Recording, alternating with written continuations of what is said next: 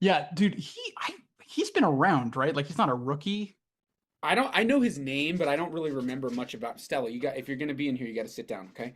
I don't remember. I'm gonna look him up. Encarnacion Strand. I've Oh yeah, heard he of used to be him. on the Reds.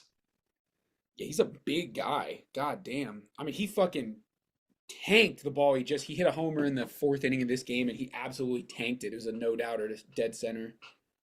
Um, Uh, I just what I missed.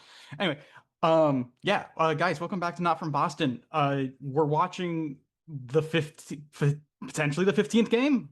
we're Who potentially knows? looking at history. Yeah, we're potentially looking at history, which is Yeah, I can't believe like I did a episode with you like 2 months ago yeah, we were after both. Cole was fired, and I think we were just like, okay, the season's a wash, and baseball's a funny sport, man. Baseball of all the sports, I really only deeply care for baseball and for soccer, and I would say baseball is of all the sports, baseball is the one where a team can get so white hot like this and just completely defy the odds. We've seen it happen on a number of occasions, and teams can do what the Mets did last year and be in first place until late July and then go on a 40 game, what did Yeah, they go in their last like 50 games? They were like 15 and something and just drop out. So here we are. The Red Sox are now in playoff contention. They're in the playoffs. They're in the third wild card spot, which yeah, is they just got the. incredible. Yeah, What do you think about everything? I mean, where are I. you?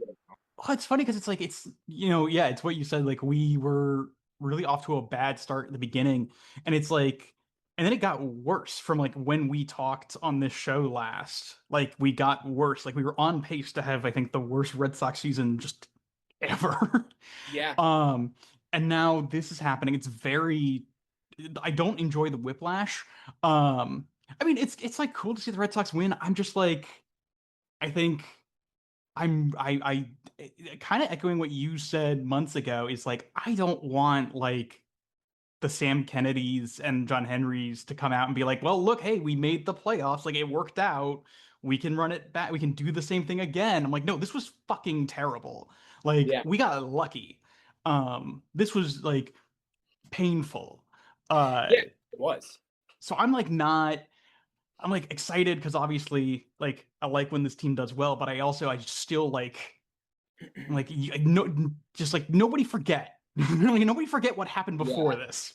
Here's the interesting thing is the team we talked about this in the off season, but the team's identity was built on run prevention. And I was so I still watch all the games. Like I'm always like, I'm done with this team, and then I have the game on like in the background every Yeah. day. But like we weren't losing games. Oh my God, Encarnacion Strand again. That's off the wall. Oh, Goodness gracious, that guy has power. It's a single, Fenway single. Um, Whatever. I think when we were losing games at the beginning of the season, it really was a product of offensive lackluster performances. mhm. And so to the it's so hard because I hate Craig Breslow. I'm not a Breslow apologist. However, now that the offense is clicking, his vision of the team is kind of showing up. Like you're like, oh, we're only giving up like 2 or 3 runs a game and we're winning. So like, yeah, I guess that kind of makes sense. Like I would argue, other than the Dodgers, we have the best starting pitching in baseball. I don't know if that's statistically backed up, but we did come into the season with a clear identity and it is existing as we thought it would.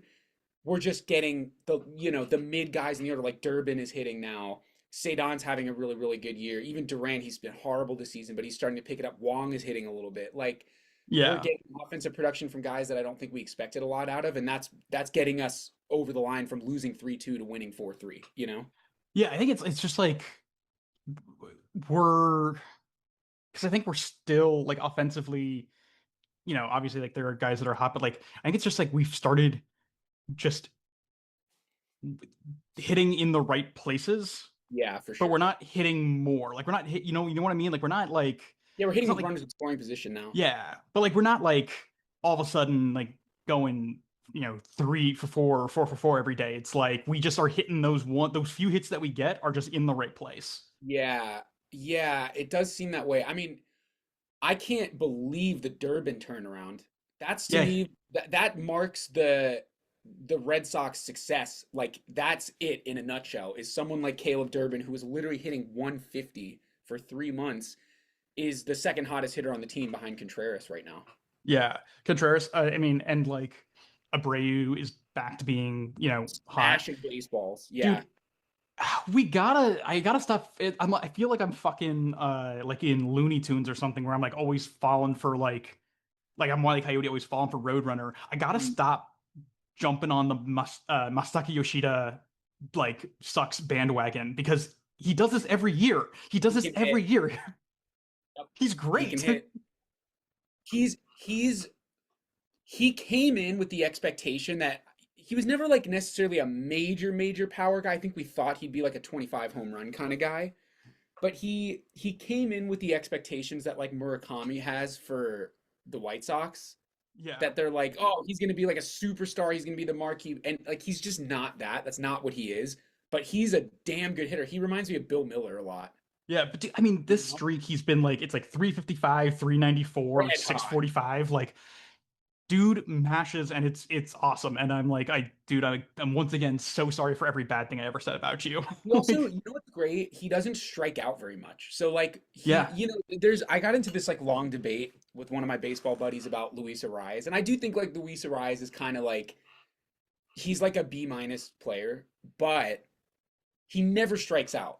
And so there is something to be said for that. If you have runners in scoring position and there's one out or two, no outs, and you just need a ground ball to the right side to move the guy over at the very least, he's going to give you that. And Yoshida's the same way. Like yesterday, we scored.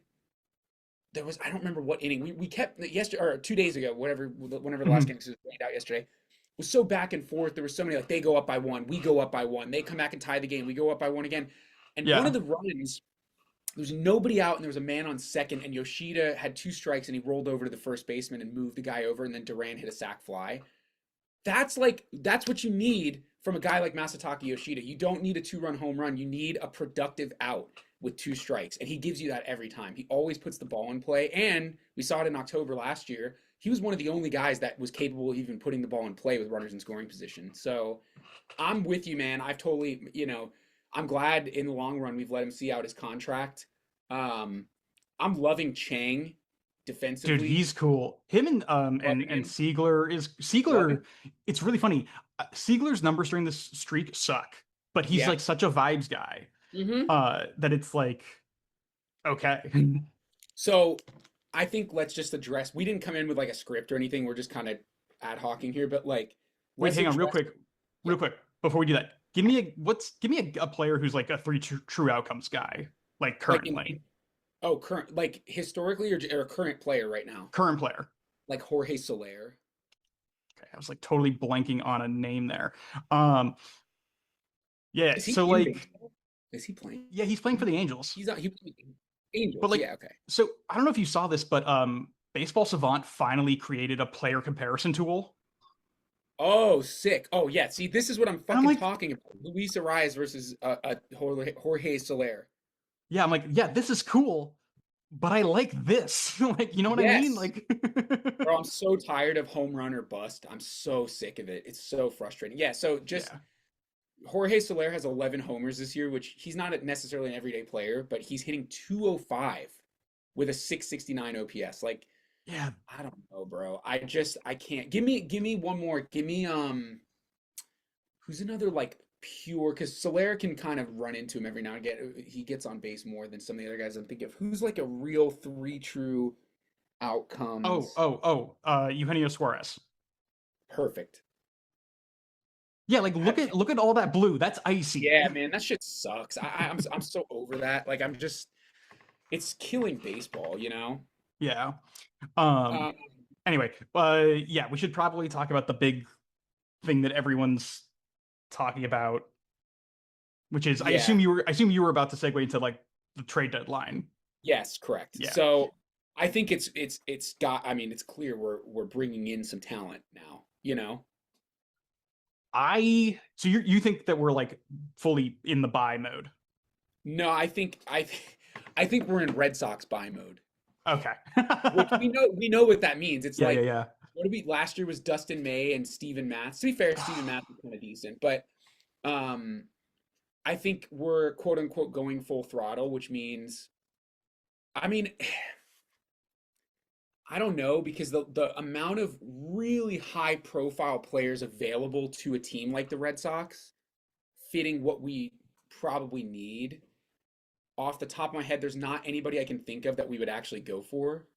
But I do think it would be so foolish not to try to reinforce, the Roman Anthony Yeah. hole that's missing or whatever. Yeah. I think I know if at we're gonna this do at this deadline, I think you have to assume, even if it's not true, like you have to assume that Roman Anthony and Garrett Crochet are not coming back this year. that. You just No, have to assume that they're dead. yeah. Um and move on accordingly. Yeah, it's funny, like I feel like Craig's trades outside of the deadline have not been terrible. No, they've Like, actually been pretty decent. but his trade deadlines have sucked. Like he's very bad at trade deadline trades so far. Yeah. Out of the two that he's done. I think this to me is like it's like a light buy sell. Like I always hated when like Heim would like waffle like that, where he's like doing we're like Yeah, doing a I buy know. sell. I'm like, that's kind of what we got to be doing this year too. Like, I mean, I think, you know, there's I know the pitching is like the thing in the postseason. Like every postseason team that wins like does it with good pitching, and Yeah. like you can never have too many arms. I'm like, please don't prioritize pitching at this deadline because we Yeah. clearly have plenty.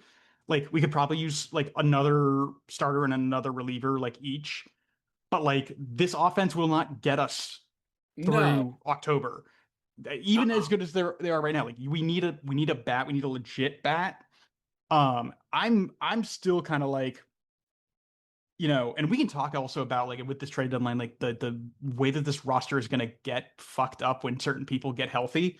Sure. Um, but like I'm still like, yeah, you should still be shopping Chapman, you should still be shopping Whitlock, like, Hmm. and trading one of them, not both of them. But Yeah, like, that's what I was gonna say is it can only be one. yeah, Yeah, because my yeah, concern is like I don't want to see Breslow see a quote, a bunch of packages that he can't turn down because like you got everyone in Boston very hopeful right now that something can be done as far as like making a playoff run now. If the team plays like this, you're like, oh shit, we can actually really do something. And yeah, I agree with you in the sense of we don't want to give ownership the idea that like it's okay to penny pinch and look, it's going to work out. But I think we can afford to lose. I would rather see Whitlock go, even though I do like him. I'd rather see him go than Chapman. I think Chapman is such a weapon. He's an X factor. But my concern with Breslow is he gets those big eyes when there's like these like weird fucking plug and play players available, and he's like, I can just I don't know. Anyway, that's yeah. my thing. But I feel like um, to me there are like kind of two. There are certain players that I find interesting that I'm hearing rumors about, and then there's like sure, just a straight up team that I'm like we should be making deals with them. sure. I feel like I've been hearing a lot. I'm sure you've seen it too, like that the A's are going to shop Shea Langoliers and Yes, I have the seen it. Rockies are going to shop Hunter Goodman. Given Yeah, that like where our catching situation is, like Wong's been good this year again. Like who would have yeah, thunk? I know. It's reversed. Um, It's funny. It's but wild. like I think neither of them are valuable enough where I'm like, yeah, I'm not afraid to boot you for like Shea Langoliers. Sure. If Yeah. we can swing that with the A's, who of course will want pitching. Is would you rather have Langoliers or Goodman? Because I have my own thoughts on that. I would definitely prefer Langoliers. I think he's a better player. I like Goodman, but I think Langoliers Yeah, is a better player. I think Langoliers just because of his value as a catcher. I'm Yeah, like that's what with he. Goodman, I'm getting like one thing, and I would really Yes, like. yeah, But yeah, with Langoliers, I think yeah, it's definitely he's a better catcher too. So and a right-handed bat, he'd do really well at Fenway. I think it's I like agree. that's I think that requires trading like Connolly early, for example. I Hmm. think that's okay. I would be kind of surprised if we didn't see Connolly early move in a big trade. If we were making a big Yeah. trade, he's going to be moved with whoever else. Well, I think especially because Peyton Toley's been so good this year, it's like we have so many weapons as our in our starting rotation. It's not that's the benefit of having like six or seven guys that can start is like one Mhm. of them can be a really, really good marquee trade piece. And I think because Toley's been so good, we're getting that like left-handed, even, I mean, well, let me take back what I was about to say because the other interesting thing that I was talking to my dad about is like Toley is almost taking the Crochet spot of like power pitching left-handed starter. Mhm. Not as good as Crochet, obviously, Yeah, but right. like Early does bring something a little different. He's got like a pitch mix, and he uses them all pretty effectively. He does offer like a slightly different profile to anything else that we have. However, I agree with you that if there's one person to get chopped for a really, really good, like if it's a Langoliers or the name I keep hearing, it's not a catcher, weird name, something that I didn't think we would need, but I'm kind of into it, is I've seen a lot of James Wood Nats. Dude, it's so funny. You're stumbling onto my second thing, which is that I think the Red Sox and the Nats need to make a deal. They're a match made in heaven. I think so too. That's the one that I keep seeing. And at first, when I saw, I think it was like John Heyman. And admittedly, whenever I see his name, I'm like, ah, fucking shut up. But I read the article and I was like, damn, that kind of makes sense. And I then I don't thought think about it over the last couple days, and I knew we were gonna meet this week, and I was like, maybe we like absolutely need to do that. That's giving like mega Kyle Schwarber vibes, 2021. You know? I so I'm not Wood. I'm not into just because the outfield is a mess. Sure. For That's us, what I mean. It's not something we need for sure. but I think like Curtis Mead, their third baseman, Sure. Yeah, or yeah. Luis Garcia, who plays first and second. That's the other name that keeps coming up is Luis Garcia. Yeah. And I'm like, those are two guys who, like, I think, if the opportunity, arrives, like, that's where you kind of got to seize on it. Obviously, Taboni is running the Nats. He knows our system very well. Yeah. And it's just like, hey, yeah, like this, and dude, it's so funny watching the Nats because like they are such good hitters. Like their offense is so fucking good. They cannot pitch to save their goddamn lives. Like it's fucking crazy. I mean, like, yeah, we give them a couple of pitchers and like getting, yeah, either Mead or Garcia or, yeah, I mean, if Wood, I know they're talking about moving CJ Abrams. That I don't think the Nats should do at all. No, they Like won't do. he's too good. Yeah. He hit two bombs last night in Colorado. I mean, it was Colorado, but like Nah, he's a beast. He's also he's like just like, meant to be. He's like a cornerstone of their team type. Like he's yeah. kind of like got the Ryan Zimmerman mantle a little bit. But also, he's so skinny, man. He's like so little, and he's just hitting His tanks. power, dude. He has pop. Yeah, he's a Yeah. fast swing. He's a super fast swing. So yeah, I'm all for trading with the Nats, honestly. The names that I keep seeing from the Nats are James Wood, and who knows if there's any legitimacy to that. But Luis Garcia is definitely an interesting option. And then here's another name that keeps coming up over and over again, and it's another team that does make sense to trade with is Gleyber Torres. I've seen that name pop up 50 times. Oh, with the Tigers? Yeah. That's interesting. I also think, the Angels is another team that was on my radar because I think like Jose Soriano is a pitcher that like if I were going to get a pitcher, he'd be interesting to me. And then Zach Neto, of course. But dude, every year I go to at least one of the Red Sox yeah. Angels. I went on the 4th of July this year. I love Zach Neto. Yeah, he's great. So good, dude. He's so scrappy and he has power and he plays a good defense and like he's such a ball player. He just looks like a fucking ball player. So I'd be totally fine with that. What do you actually think gets done? I think we get I think there will be an offense heavy position player who's acquired. Yeah.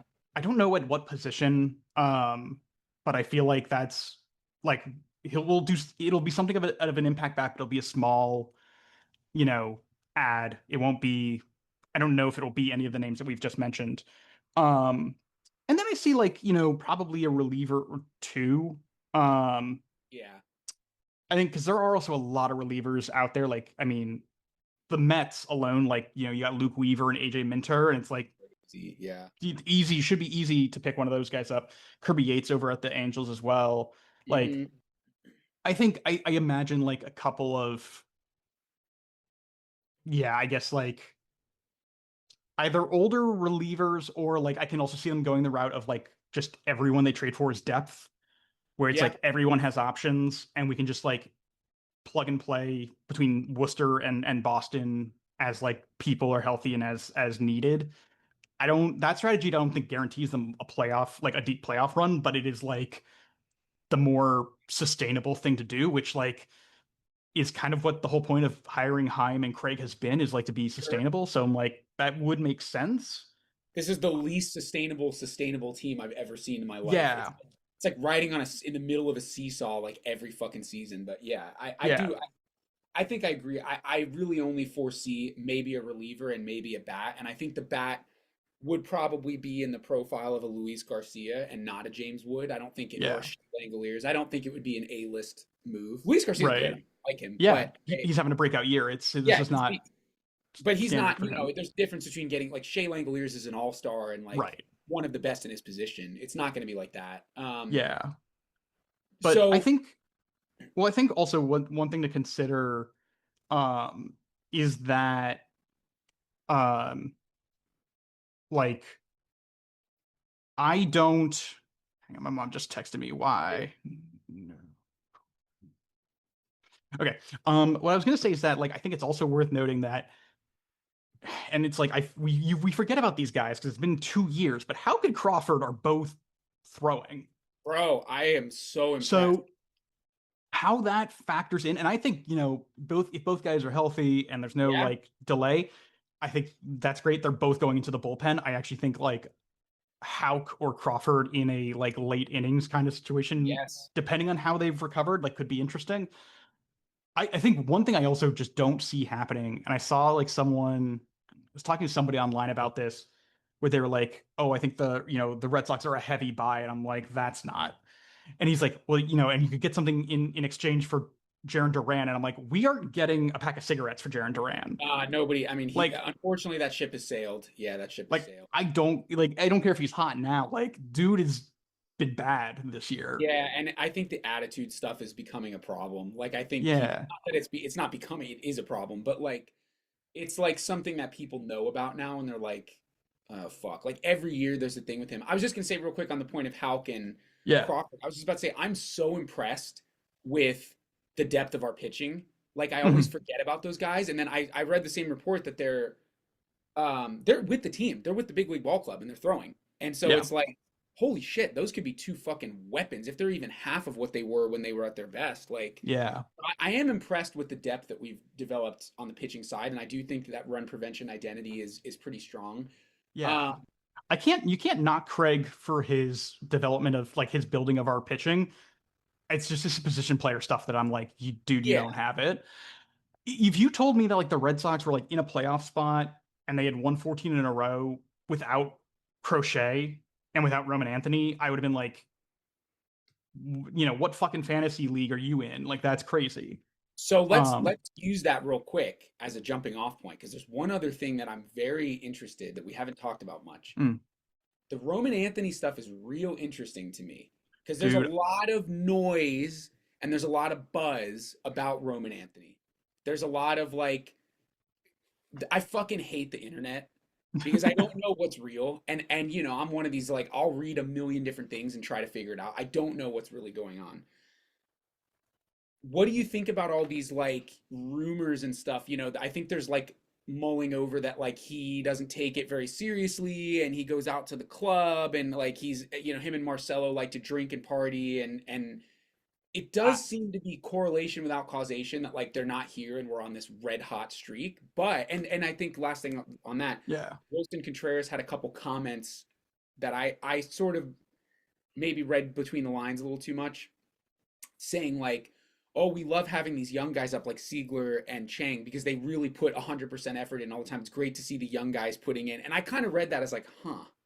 I wonder if that's like a subtle jab. I don't know. I don't I know." think in that case, it's like think about how little exposure Wilson had to Roman Anthony. Like Roman Anthony was out after like what 18 Sure. games, like and Marcelo, I think kind of similarly. Like I don't know. Also Wilson, I love Wilson. I hope he stays a Red Sox forever, but I'm like I'm not gonna really listen to you.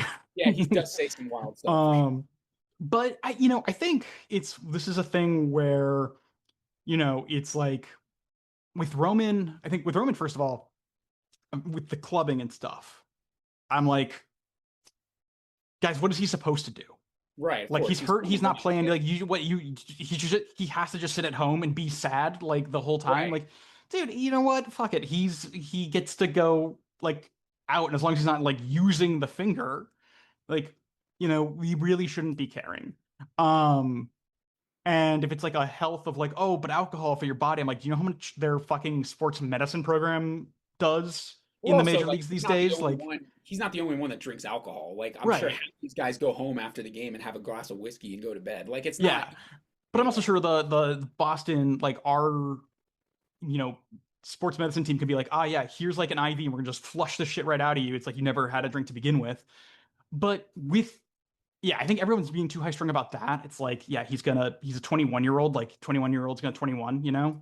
Yeah, of The course. I think at the end of the day, the big problem here is that the Red Sox just like clearly, and maybe Roman too, like just no one understood the injury appropriately. No one really understood like what, you know, what the timeline really was of like Yeah. it's a because with him it's a ligament with him, right? Yes, that's not Which is good. which is very different than Connor Griffin, who it's a tendon. Yes.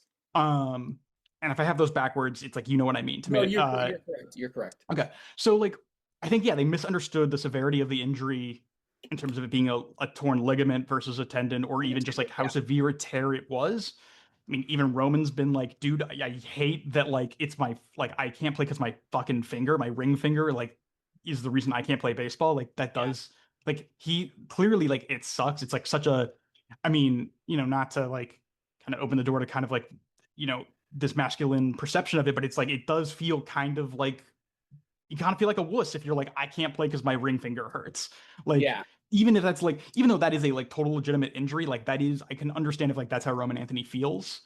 Right. I think there is like something telling about the fact that Connor Griffin on the Pirates gets a similar injury. It's a tendon, not a ligament, but it's a similar injury. And the Pirates like shut him down. They don't try to like see Rush him like, back, oh, get him back in the like team. do a Yeah. pain tolerance kind of thing. They're like, nope, you're done. You're gonna go like on the injury list, you're gonna fully rehab this. And then the Red Sox are like, oh, Roman Anthony, you're going to Florida. Yeah. Like I think that they kind of like I think they kind of saw what Pittsburgh was doing. I was like, okay, maybe that is ultimately like what the best move is because this whole tolerance thing isn't like pain tolerance thing isn't working. So No, I mean, it never got any better. And if anything, I hope to God it didn't set him back significantly, but it's yeah. So I think definitely, yeah. yeah, he's got to. I think Roman's got to go away. Got to go to Florida. Go away for a couple of like weeks or months, whatever. I Yeah. think we got to like forget about him a little bit and let him like just let the process, let the finger just heal. And like if that takes him, until 2027, and I guess if depending on what happens in 2027 takes us to 2028, then like that's what happens. Yeah. But Luckily, 21. If he misses another year, he'll come back as a 22, 23-year old. Like it's yeah, not, like I have um, no concerns about how like Roman Anthony's future as a player with the Red Sox, so long as the Red Sox don't fuck with his recovery, yes, which for is sure. an if, unfortunately. Yeah. Um, Also speaking of guys with injuries and coming back, like, dude, what the hell do we do? I say we. What did the Red Sox do when Trevor Story is ready to come back? That was literally just about to come out of my mouth. That was the next question. I'm Where are very you? concerned. Because Dude, I don't it's know. I'm like, so can funny. you? Like, I see the Instagram post and I feel so bad for the guy because I do, I love Story. Like, he's a good leader and I think the guys look up to him. And he's really like Wilson Contreras is sort of a maverick. Like, he's kind of like, he doesn't strike me as like a team captain. He just strikes me as sort of like guys talk to him, but he's kind of like on his own planet a little bit, which is cool. That's totally fine. He didn't sign up to be the team captain. Trevor Story is the de facto team captain. He took the Alex Bregman mantle and he already kind of was, but because he had a good year, I think guys look up to him last year. Um, I feel bad for him because the Instagrams are like literally the Red Sox Instagram is like, guess who's getting work in the infield, and it's him taking, and people are like, please don't come back. Like the comments Yeah, are like, no. And if I'm being totally honest, I love Trevor Story. I don't want him back. I just like I'm fine to have him as a bat off the bench. We're not going to get better defense out of him than we're getting from Chang at shortstop. yeah, Chang plays great defense. I don't need him at second base. I know there's a bit of a hole at second base, but like Siegler can cover it if we bring in one of the aforementioned like Gleyber Torres or something like, mhm, we don't really need him at second base. And I'm looking at, I have MLB TV open in the background here.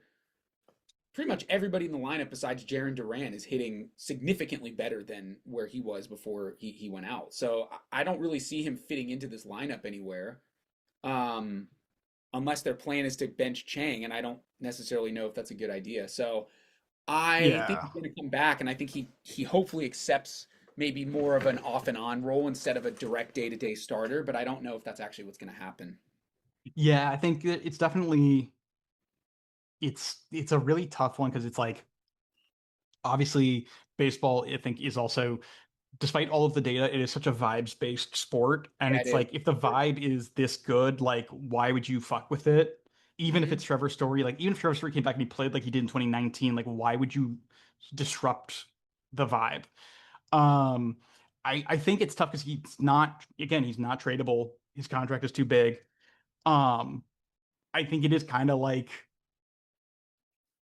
I think it's kind of like, hey man, like you got to be either cool with like the fact that you're gonna get platooned. I would say like be open to being platooned at short or second, where I think Yeah, he should is better served anyway. 100%. Yes. Like you're being platooned at like those two positions in DH, but like you're not starting every day. And I think if he's not on board with that, then it's like, okay, well then I need you to trip down the stairs and break your fucking kneecap so that you have to go back on the IL because like there's Yeah. nowhere to put you in a way that doesn't hurt this team. Like he's not a good defensive shortstop anymore. He's not been a great bat.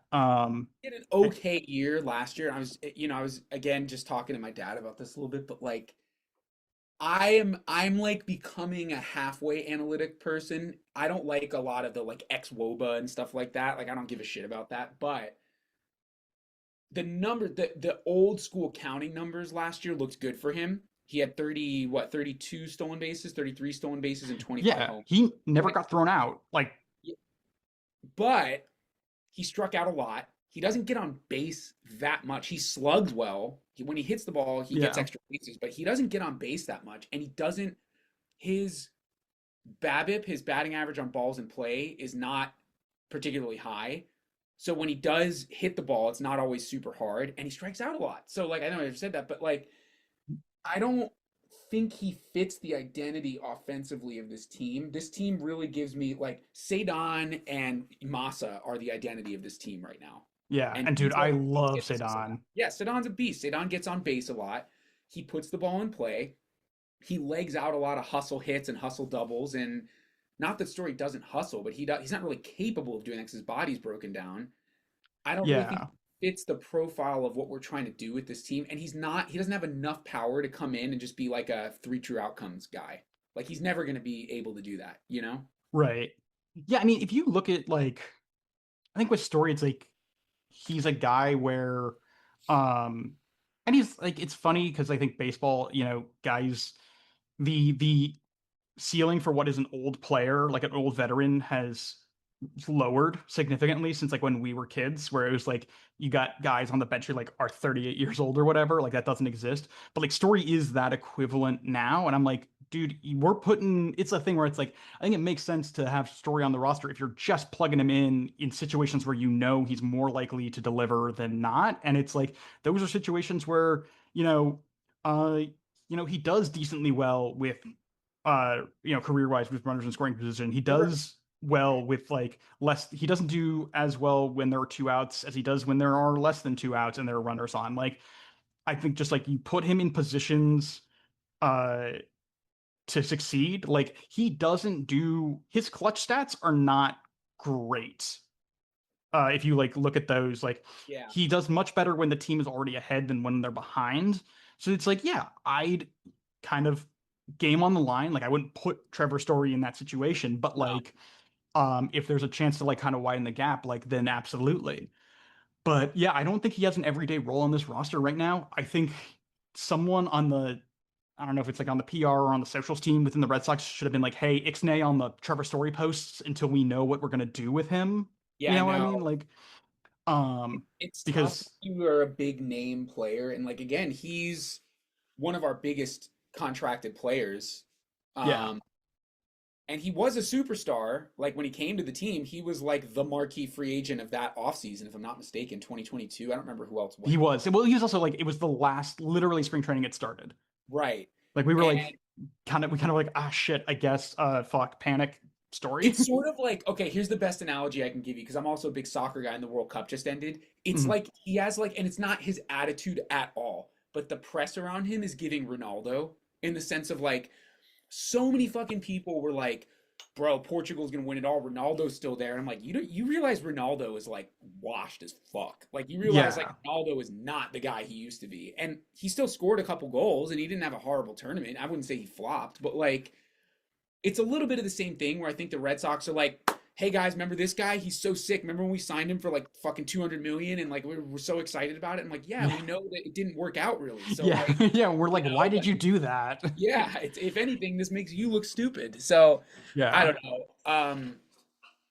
I don't really need him back in the lineup. I listen, if you're on a 50 or 15 game, 14 game winning streak, hopefully 15 at the end of today, you don't change much. That's Yeah. really where I'm at. You don't change nothing. And I don't need to see anything come in, you know, a trade acquisition, sure, if it's someone who's already playing well, but I don't know, man. It's the same way. I don't know what's up with Marcelo, but I don't need him back in the lineup I either. forgot what he's injured with, honestly. I don't know, and honestly, I don't need him in the lineup. He was not productive. He's yeah. Do you think he was rushed ultimately to the Yeah, I bigs? think so. I think so. And it's funny because he came. I guess Campbell came first. He came before Anthony, and he Yeah, because came because of an injury to Bregman. Bregman. Yeah. Right. So I don't know. In a weird way, I'm almost well. Campbell's not hitting in AAA at all, so I'm almost like I'd rather see what we can get out of him at this level again. But what's happening? Is he ever going to come back? I don't know. I think the everything I've read about the how the Red Sox do hitting in their throughout their organization like Yeah. gives me significant pause. Like my understanding is that the Red Sox are operating on a kind of one size fits all Yes, approach that's what I've to heard. hitting, and I'm like, that's a dog shit way to develop good hitting. Yeah, I Like, know. because like I don't know what that one way is, but it's not the way that Campbell needs. Yeah, he's hitting like he's slugging 290. Like Oh wow, that's it's crazy. they broke him, and he also cost like what was it, $60 million for the next 10 Yeah, years? I think Like, 60 or 70. Yeah, I'm like, it was a big-ish contract for a rookie. yeah, I mean, that it is what it is, man, you know. It's no pun intended, it was a bit of a swing and a miss, but yeah, I don't know. It's funny, the big three, it's like I think we know what Anthony is capable of, and the injuries have been a disappointment. And I hope to God, this is my last question about Anthony. ooh, is that a that's oh no, never mind. That's a single from Contreras. Never mind. I'm like a second behind you. I just saw it. Yeah, it's a single. Man, he is white fucking hot right now, bro. He's going 2 for 4 every game. Yeah. Um, there's also concern that Anthony is gonna have the Trevor Story disease. Like he just seems to be always not healthy, and he's 21. So Yeah. I'm like, dude, what the hell? Like, Well, so that I think it like raises an interesting question. I think it actually goes back to what we were just talking about with the hitting philosophy piece, because the Red Sox, I think like most other clubs at this point, they're teaching guys to swing. They're all about like hitting the ball hard. They're all about like that exit velocity. They're all about that launch angle. yeah, And I think like to me, you like look at it like Christian Campbell with that rib injury, Casas with that rib injury, mm, uh, Anthony with the oblique, and like then with oh, the finger. I'm like, these are all like I think you could probably like it's I can't like I'm not a sports medicine person, like I sure. can't like definitively draw connections, but I'm like these are all things that I think like you're using parts of your body like this more, and you're risking injury to them more if you're trying to swing your absolute fucking hardest at a ball. Yeah, I'm not a fan of A swings, and yeah. Anyway, I know a dude that damn Durbin's quick. He gets down the line really quick. I always Yeah, forget how he's fast. he's very little and like kind of like Pudgy, square. but he gets down the line quick. That was a hard hit ball that should have been a double play, and he beat it out. Oh, here we go. Tarps off, baby. Let's go. I love tarps off. Let's go. Um, what was I just saying? Sorry, we were saying I got distracted. Hitting the ball hard and like I was a buddy of mine who played pro ball for a while was telling me that like very rarely in his era, he was in the Orioles. I think it was the Orioles organization, and he never made it to majors, but in like mid 2010s to mhm. like late 2000s, and he was like back then very rarely were we told to put our A swing on the ball. Maybe if you swing 3-0 and you know you're getting a fastball, like maybe Right. that's the only time you put an A swing on it. But he was like, it's really weird now because the way that all these like hitting coaches are teaching people is to drop your back shoulder and just fucking swing as hard as you can every time, even with two strikes. And we text and talk hitting, and he was like, it's just like the antithesis of how every player was taught until like 2017, and then all of a sudden it became like swing as hard as you can up in the air. Yeah. So I don't know, and we are seeing more injuries, so I would assume Yeah. the type of game that they're playing, it's a much more athletic version of baseball, but also it's not surprising. Yeah.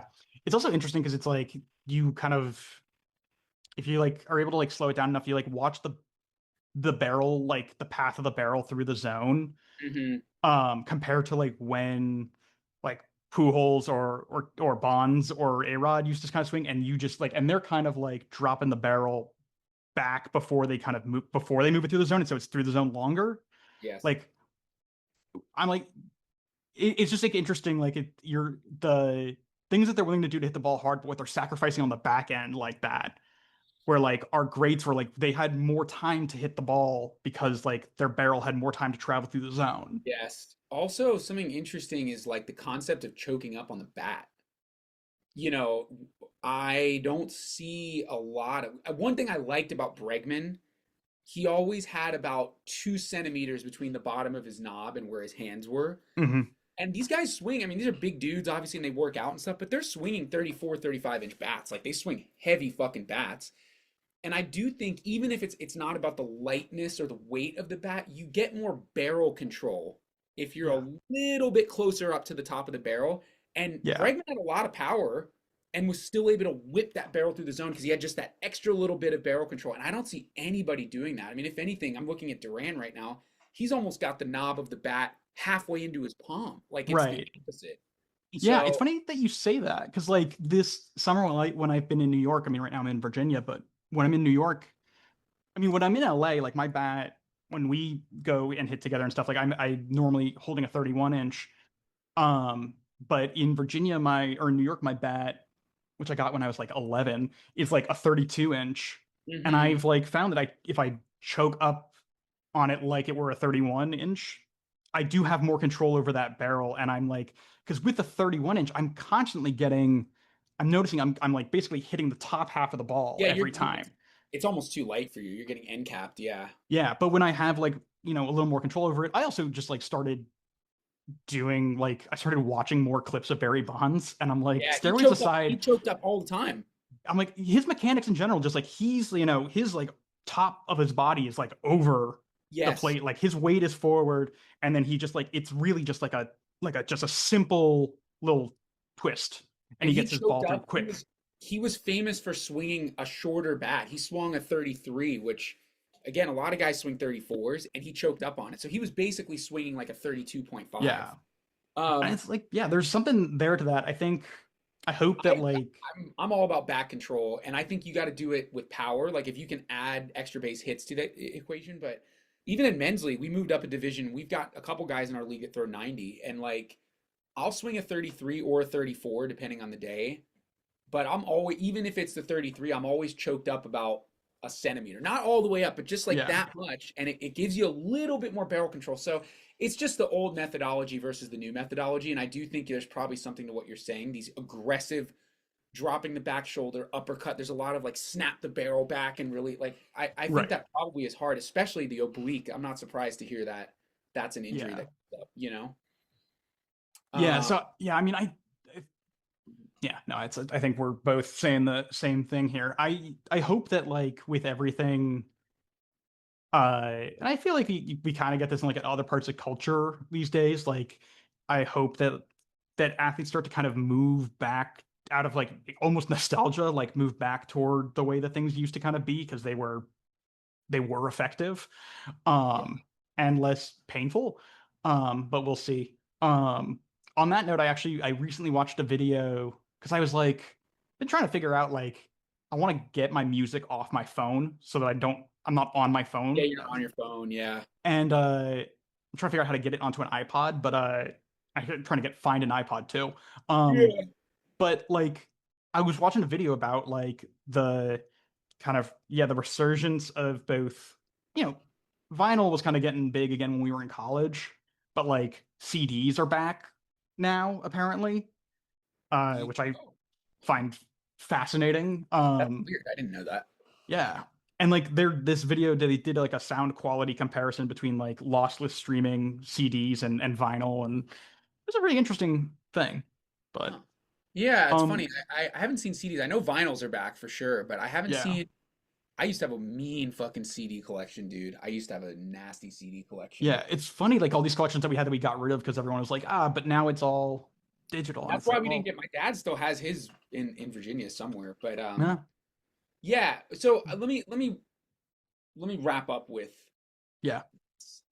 because I'm sort of like stuck between two mindsets, and as we're watching Chapman come on, and we're 3 outs away from a 15 Ooh. game tying the franchise record. Where do you think this season takes us? What happens this season? Mm. I think I would say I think we win. Oh, I hate that glare. I think we win 85 games. And Okay. like, does that 85 games get us to, October, or does it not? Like, I who's to think it's a say? yes. I think it's a yeah. I think 80. I think 83 gets you in because the AL sucks. We're Yeah, but that's benefiting so from a lame. bad American League, a very bad, like a historically bad Ooh, AL. that's a base hit from. Oh yeah, Jackson Holiday's still playing. I thought Yeah, for I whatever know. I reason was he'd thinking been. about Dude, I want to know what your thoughts are on the. Have you like on the salary cap potential Oh, I haven't stuff? read the article. I heard there was like a proposal that just happened.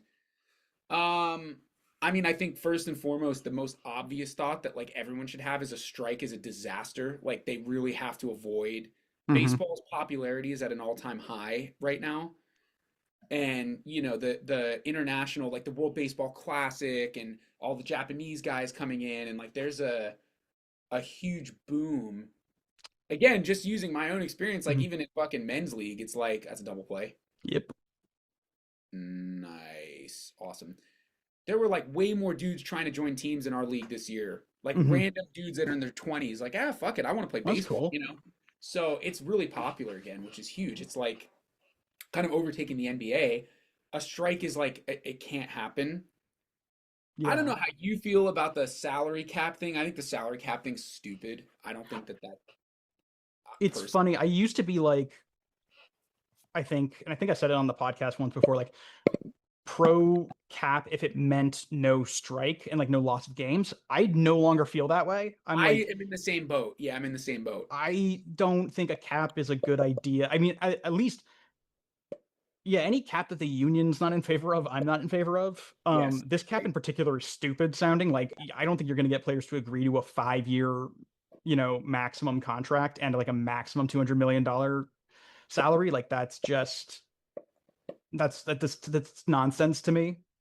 Yeah, Um, I I agree with you. I don't think when I really think about the salary cap thing, again, it benefits owners not having to take onus for their team struggling and not wanting to spend. Like if you know, Yeah. I mean, I feel like I wonder if there's a system for a salary cap um where it's like, hey, you can be over, not even, it's like not the cap, but it's like the luxury tax system. It's like you can be over the tax, or you can pay the luxury tax as you normally do for like 2 years, 2 consecutive years, but then the third year you have to get under the threshold or the cap or whatever, sure. and then be under for a year, and then you can go back to being over for 2 years. Like, I don't know if that's like something that's more doable. I really think, I mean, at the end of the day, like, I, policing the top of like the rich teams makes just no sense to me. Like, it's really, I'm like, why are we not like, every change I would make to the system, it would be a change to force the teams that are owned by billionaires that don't do well to spend more money. That's why I don't like the cap. I think people think a cap and a floor is a way to do that. But then, if anything, that just gives a mandatory minimum that all of these Yeah. cheapos will just stick to. Like, hey, we spent the 35 million. There you go. It's like Yeah. It I also, don't know. it changes nothing about like free agency. Like, No. Nobody's going to be like, oh, I'll go to the Pirates over the Dodgers because they're offering me the same as the Dodgers. It's like the Dodgers have a better organization. They're going Yes. to go to LA. Like it doesn't change that problem. But Yes. also, you know, I don't think like I'm so sick of uh MLB, and also MLB running an ad for the salary cap like during MLB TV broadcasts is so disgusting to me. Yeah, it's horrible. Like but like fans and MLB people who are like, "Oh, well we need parity. We don't have competitive balance." And I'm like, "What can we talk about like what those words actually mean?" Like, "Oh wait, here it is. 15 in a row." Wow. Wow. See, this is what I'm talking about. I don't know if Story makes that play. Like that's I a don't think he does. yeah, I don't know. I love Trevor Story, but that's a you need a young, quick dude to make that play. His arm is literally the problem. Like, So hold on a second. So now we are wild card standings. I check every morning, but I didn't check this morning. So we didn't play yesterday. So we're still a stone's throw from Cleveland. Do we yeah. play them again or no? Cleveland, I do, ooh, actually that's a good question. That's a big one. Um,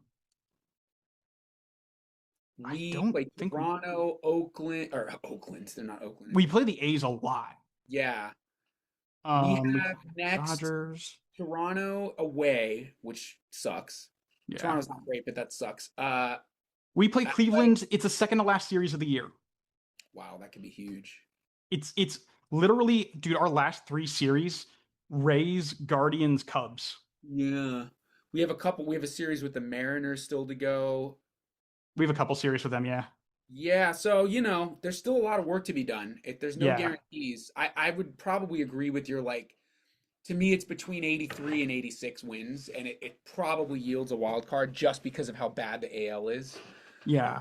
I, Um, I think it's like things where it's like you have to sweep the Giants um and the Pirates. yes. And I don't know how good the Marlins will be by August, but Oh, yeah. because they've been really good. But Yeah. ideally you take games away from them. Like you play the Angels again. Jesus Christ. That's fine, man. We got no issue with that. It's Long Orioles, play. Angels, Royals, and then Rangers. Like, Yeah, it's just that the American League playoff picture is very, very interesting now. I think there's a yeah. lot of shakeup because the Mariners are not super great. Baltimore was hot and they've kind of fallen off a little bit now. I'm just glad Minnesota that somehow in it. It's weird. I'm just glad that everyone who has a playoff spot right now is over 500. That was really Yeah. bugging me. Um, Yeah, I don't think that would have ever stood. How about last thing I want to say is that it's amazing to me that the Blue Jays have tanked so much. dude, I don't know what's up there. It seems like Guerrero just is like not He's like not playing well at he all. lost his No, it's power. really bad. He's 6 homers. Like him and Tatis both like kind of lost their power, which is really odd. But anyway, I don't know. All good things. We've won 15 Yeah. in a row. I think we'll Um, take what we can get at the moment. yeah. One last thing before we wrap up, just a unrelated, I mean, related to baseball, but not any of our teams. Mhm. Dude, did you see the news about Carl Ravitch? No, ESPN laid him off. really? Disney did a whole bunch of layoffs, mostly at ESPN and like Pixar. Really? Dude, he found out because a reporter called him asking about it. Like, hey, like, do you have a comment on getting laid off? And he's like, I'm getting laid off. Why? He was like the only I fucking know, baseball guy. dude. I'm like, yeah, like Oh, they let go of cornerstone Cam of Newton too. yeah, cornerstone of baseball tonight. I mean, it's like Yeah, I'm I mean like ESPN sucks. crazy. ESPN sucks. I mean, it's like, It's crazy how much they run away from baseball. I just don't get it. yeah, I mean ESPN is literally just the NFL network and the NBA network. Like, there's no, and it's Yeah, I liked all the sports for sure, but those are two of the ones I watch the least. So I'm just like, I just am yeah, done with ESPN. I don't give a shit. Wow, yeah. that's really too bad. I'm reading about this right now. He'll find a job. I'm sure he'll end up Oh, on for like a sure. network. He'll be fine. But Yeah, yeah. It's a bummer right. though. Well, it is. Um, yeah. Also, my friend, one of my other soccer friends was pitching me on Everton as a Premier League Oh, team. okay. if you want to pick, that's not a bad team to pick. I'm 'Cause- always going to pitch you on Arsenal, but you know, yeah, well, Everton's cool. Here's Everton's great because Tim Howard, who's like one of the most legendary U.S. players, was like a cornerstone of hmm, Everton for many years. So um, nice. they're kind of always in the Premier League. They're always a mid-table team. They've had a couple top 4 years. They've had a couple relegation battles. They're fun. Yeah. Um, My friend's pitch to me was like, well, one, because like I think Liverpool came up and I was like, I don't want to root for two John Henry teams. yeah, fuck Um, that. and he was like, oh, well, he's like, you should root for Everton because it's also in Liverpool. And he's like, It is. it's like the Mets to the Yankees kind of thing. And I was like, Yes. I do fuck with that heavily. Like, Yeah. Here's so I'm one like, other one that's that I really, interesting. if I could pitch you on a non top six team Yeah. and you wanted like a cool mid-table team, Hmm. I really like Bournemouth. Bournemouth is owned Okay. partially by Michael B. Jordan. Ooh, So, that does sound cool. I do like Michael B. Jordan a lot. Yeah. and they have great jerseys. They have a great US player, Tyler Adams. So look into them. You know, Yeah. I'm always gonna try to get people on the Arsenal train, but I get that a lot of people don't want to just join like the champions at the moment. Like it's Right, like right. Yeah, no, I um mean, I definitely like after this World Cup, I'm like, fuck, I do want to watch more soccer. so much So, fun. So this was a great World yeah. Cup, minus the final, which was not a good I game. mean, But dude, I honestly, the way Argentina played, especially at the end there, terrible, I was so pissed fucking at them. Like, assholes. Yeah, it was horrible, horrible. yeah. So, Uh, all yeah, right, mate, I gotta jump. all right, man. I'll talk to you later. I will talk to you later. Hasta All right, luego. bye. Bye. That's the end of the show. Thank you guys so much for listening and or watching. Please be sure to like and subscribe on Instagram, Substack, YouTube, wherever you get your podcasts, Spotify, Apple Music. Your support means a lot. And we'll be back with a new episode hopefully soon. Bye.